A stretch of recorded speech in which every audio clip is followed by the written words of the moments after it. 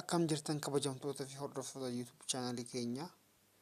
Viidiyoo guyyaa har'aatiin kaayyoo kee galmaan gahuudhaaf wantoota ati gochuu qabdu 5 gurguddoon isinitti himaa hanga xumuraatti nu waliin tura. Inni 5ffaan immoo baay'ee barbaachisaadha. Hamma nu viidiyoo kanaatti nu waliin tura isiniin jenna.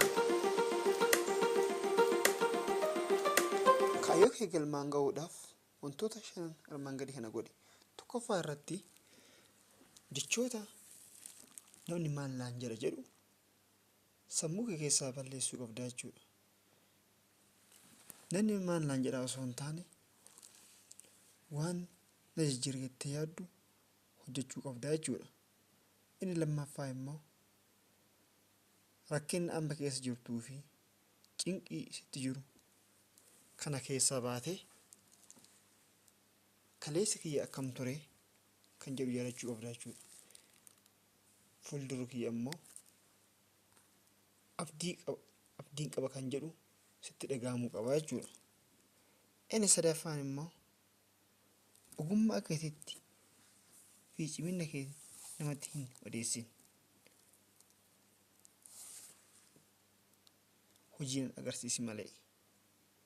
Inni arfaffaan kaayyoo qabaachuu kee malee kaayyoo kee maal akka ta'e namatti hin himin, namatti hin odeessin.